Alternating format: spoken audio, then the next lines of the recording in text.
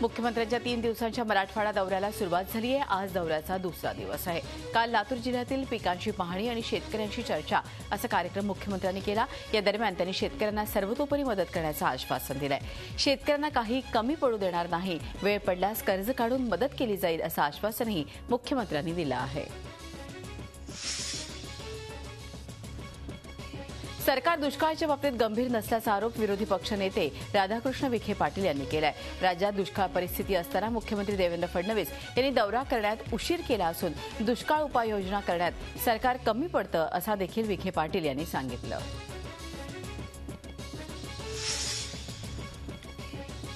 मुख्यमंत्र्यांपाठोपाठ आता शिवसेनेनेही दुष्काळग्रस्त भागाचा दौरा करण्याची धावाधाव सुरू केली आहे। शिवसेना पक्षप्रमुख उद्धव ठाकरे दुष्काळग्रस्त 11 सप्टेंबरपासून दुष्काळग्रस्त भागाचा दौरा करणार आहेत। दुष्काळासंदर्भात उद्धव ठाकरेंनी शिवसेनेच्या सर्व कॅबिनेट आणि राज्यमंत्र्यांची मातोश्रीवर बैठक घेतली। यावेळी त्यांनी दुष्काळग्रस्त भागावर लक्ष केंद्रित करण्याचे आदेश सर्व मंत्र्यांना दिले आहेत। दुष्काळावरून सरकारवर आगपाखड करणाऱ्या राष्ट्रवादी काँग्रेसच्या कार्यकर्त्यांनाच राज्यातल्या दुष्काळाची उदाहरण केली। मात्र कार्यकर्त्यांनीच नेत्यांच्या भूमिकेला हरताळ फासला।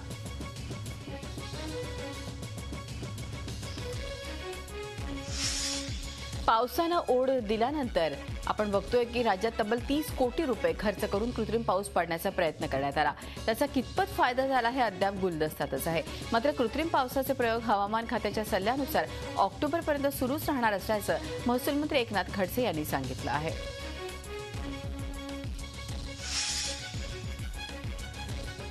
शेतामध्ये काम करताना अनेक वेळा शेतकऱ्यांचा अपघाती मृत्यू होतो। त्यामुळे राज्यातील 1,35,00,000 खातेदार शेतकऱ्यांना दिलासा देण्यासाठी राज्य सरकारनं अपघाती विमा काढण्याचा निर्णय घेतलाय।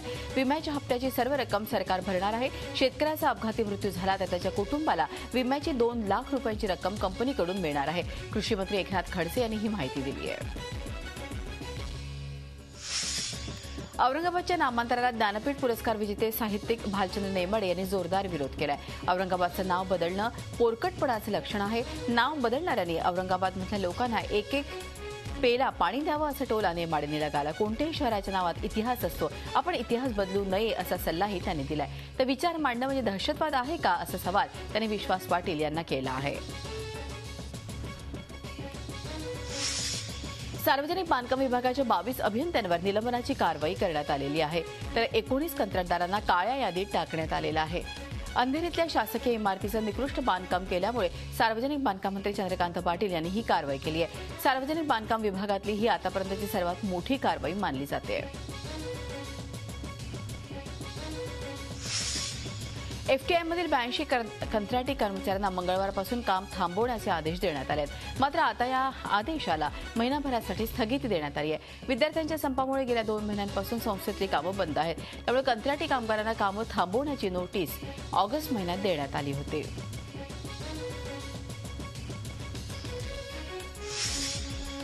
राज्यातल्या सर्व विद्यापीठातल्या सोयी सुविधा आणि शिक्षक विद्यार्थी प्रमाण याबाबत श्वेतपत्रिका काढून माहिती देण्याचे आदेश राज्यपाल विद्यासागर राव यांनी दिले आहेत। शिक्षकांची मंजूर पदं आणि शिक्षकांची नियुक्ती यात तफावत आहे का याबाबतची महत्त्वाची माहिती श्वेतपत्रिकेत स्पष्ट होईल अशी आशा त्यांनी व्यक्त केली आहे। श्वेतपत्रिका लवकरात लवकर विद्यापीठांनी द्यावी असे आदेश देण्यात आले आहेत।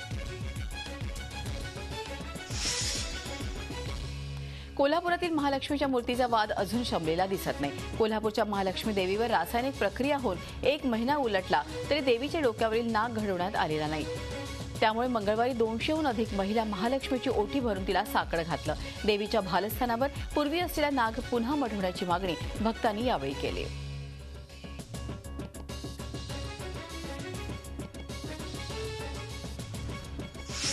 नाशिक जिल्ह्यात स्वाईन फ्लूचा विळखा अधिक घट्ट होताना दिसतो आहे। गेल्या महिनाभरात ही संख्या लक्षणीय वाढली असून 9 रुग्णांचा यामध्ये मृत्यू झालाय। एकट्या झाकीर हुसेन हॉस्पिटलच्या म्हणजे पंचवटी परिसरात 250 जण स्वाईन फ्लूनं ग्रस्त आहेत आणि विशेष म्हणजे या 3 रुग्णांचा बळी गेलाय। पुण्यात तब्बल 9 वर्षांनंतर बीआरटीचा दुसरा मार्ग सुरू करण्यात आला आणि विशेष म्हणजे पहिला हडपसर ते कात्रज हा बीआरटीचा मार्ग संपूर्णपणे अयशस्वी ठरला असतानाही दुसरा संगमवाडी ते विश्रांतवाडी हा मार्ग सुरू करण्यात आलाय। अजित पवारांचं वर्चस्व असलेल्या महापालिकेनं दुसरा मार्ग सुरू करायला तब्बल 9 वर्षे घेतली अशी चर्चा रंगली आहे।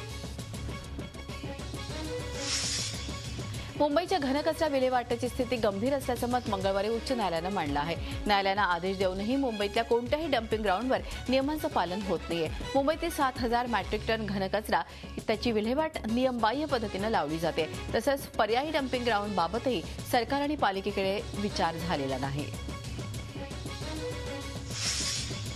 घरदार नसलेल्या गरिबांना रात्री निवाऱ्यासाठी मुंबई महापालिकेनं राज्य सरकारकडे 15 दिवसात प्रस्ताव पाठवावा आणि राज्य सरकारनं त्यावर 17 ऑक्टोबरपर्यंत निर्णय घ्यावा असे निर्देश मुंबई उच्च न्यायालयानं राज्य सरकारला आणि पालिकेला दिले आहेत। नाईट शेल्टर्सबाबत जनहित याचिका एका एनजीओनं केली होती। शीना बोरा खून प्रकरणासंदर्भात पेण पोलिसांची चौकशी सुरू होणार आहे।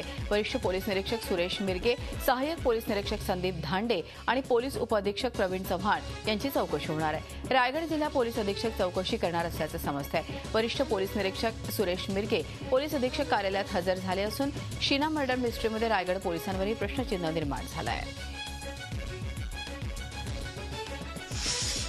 शीना बोरा हत्या प्रकरणाला आणखीन एक नाट्यमय असं वळण मिळालंय। इंद्राणीसोबत आपण लग्न कधीच केलं नसल्याचं सिद्धार्थ दास यांनी म्हटलंय। शीनाच्या हत्येचा उलगडा झाल्यानंतर गेल्या आठवड्याभर अज्ञातवासात असलेलं दास कुटुंब अचानक समोर आलंय।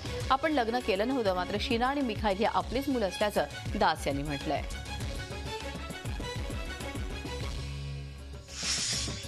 शीना बोरा हत्येप्रकरणी इंद्राणी मुखर्जीचं सहकार्य मिळत नसल्याची माहिती पोलीस सूत्रांनी दिली आहे। त्यामुळे आता तिची लाय डिटेक्टर आणि ब्रेन मॅपिंग टेस्ट करण्याच्या प्रयत्नात मुंबई पोलीस आहेत। त्यासाठी लवकरच कोर्टातून परवानगी मिळवली जाण्याची शक्यता आहे।